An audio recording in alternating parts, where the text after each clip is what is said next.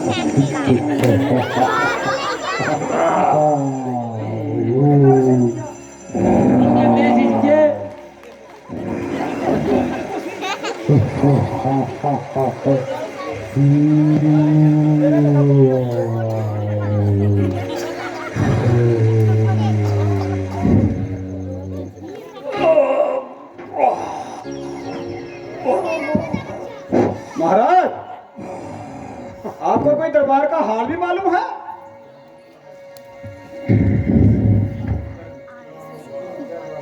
क्या बात है?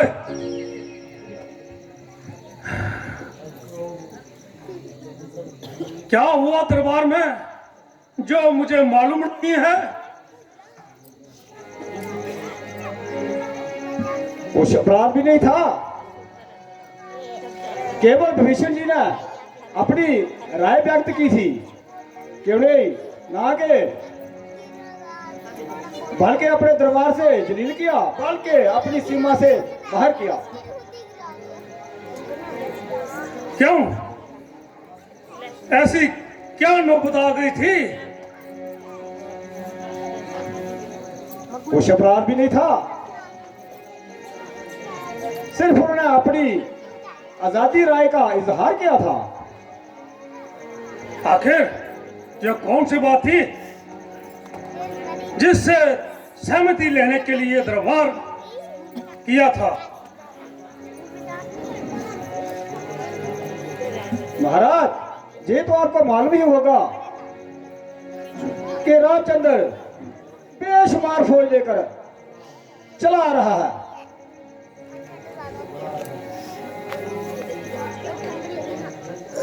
और लंका की तरफ बड़ा चला आ रहा है।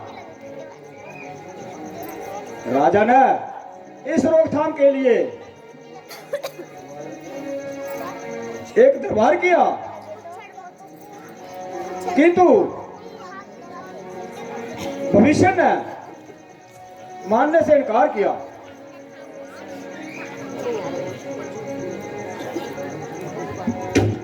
अफसोस, रावण की यह करतूतें लंका को डुबो कर छोड़ेंगी,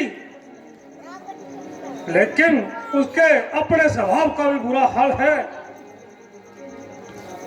तो इस पर उनके मंत्रियों की खुशामदीद बातें और नीम और करेले की मिसाल जैसी हैं। कुछ समय से उसकी बुद्धि तो ऐसी हो चली है, बस चुप ही बड़ी है। इसलिए ना मैं उसके काम में दखल देता हूं और राजभाग में भी कोई हिस्सा नहीं लेता हूं। उसकी इच्छा से खुद ही राजकुमार का संभालता है और अपने ही दिमाग से उल्ट पुल्ट काम करता रहता है।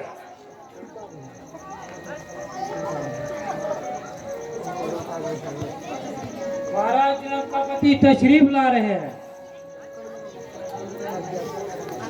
आइए भ्राता जी, आज कैसे भूल कर तशरीफ लाए?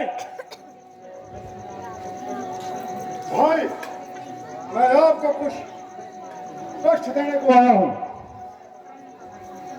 और एक समस्या पर आपसे सलाह लेने आया हूं, क्योंकि और मैं किसी से नहीं डरता। ये तो आपको मालूम है कि बिना आपकी सलाह के मैं कोई कार्य नहीं करता। बिल्कुल गलत, सफेद झूठ और खामखा इल्जाम। भला आपके कार्यों में मेरी किस तरह चला? निसंदेह जो कुछ हद तक मैंने किया अपनी इच्छा से किया। किसी भी काम में आपसे कोई सलाह ना ली,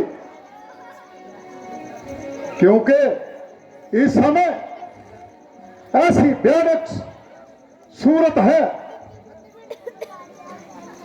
इसलिए न केवल आपकी राय की जरूरत है बल्कि सहायता की सख्त जरूरत है। आखिर कौन सी ऐसी कठिन मुसीबत आ पड़ी थी जिसके कारण आपका मन आपका व्यवस्थित हुआ है? भाई, कदाचित आपको मालूम होगा कि रामचंद्र अनगिनत सेना लेकर लंका की ओर बढ़ा रहा है। उसका डर ही मुझे रात दिन खाया जा रहा है, क्योंकि मैंने सुना है हमारे अधीन बहुत से राष्ट्र वृद्ध हो गए हैं और खुल्म खुल्ला विद्रोह का प्रस्तुत हो गए हैं। जहां तक कि कमीशन भी जहां से निकल गया, और जहां तक मेरा ख्याल है वह रामचंद्र से मिल गया है। जब हमारे घर का ही यही हाल है, तो इस कदर रामचंद्र पर विजय प्राप्त करना बहुत मुहाल, सख्त मुहाल है। आप इस तरह मुझसे परामर्श करने आए, किंतु उस समय ना पूछा जब सीता जी को चुरा कर लाए। अब रोते क्यों हो? भुगतो अपने किए की सजा और इश्कबाजी का मजा। अभी से दिल टूटने लगे और इतनी जल्दी घुटने टेकने लगे। इब्तिदाई इश्क है और होता है क्या? आगे आगे देख, होता है क्या? शायद मुझे ये उम्मीद न थी कि मेरे भाई ऐसे दगाबाज निकलेंगे। मैं तो एक भविष्य को रोता था, परंतु जहां तो आवा ही बिगड़ा हुआ है। जिसे देखो वही कानों पे हाथ धर के खड़ा है। खैर, मुझे तो नसीहत हो गई और भाइयों की परीक्षा की, वफादारी की परीक्षा हो गई।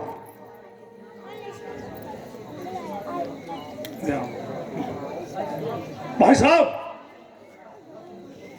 असंतुष्ट हो करना चाहिए और अपने गुस्से को जब्त कीजिए। आपने मेरी बातों का गलत मतलब निकाला और मेरी राय का आपने बिल्कुल उल्टा असर डाला। भला मैंने ये बात कब कही कि आप में युद्ध की शक्ति नहीं है और मैं आपका सहायक नहीं हूं, बल्कि मेरा तो ये अभिप्राय है ये काम आपके शान के लायक नहीं। किंतु खैर, बड़ा हो या बुरा हो, हमें जमाने से क्या, आखिर एक दिन मरना है और लड़ाई से क्या डरना है। तन मन धन से कुंभकर्ण भ्राताश्री आपके साथ है, बाकी सब उस परमेश्वर के हाथ है। मेरे प्यारे भाई, मैं आपका अत्यंत आभारी हूं। इस विपदा के समय में मेरी धीर बंधाई। अब मैं जाता हूं और किसी गुप्तचर को भेजकर उनकी सेना आदि का पता मंगवाता हूं।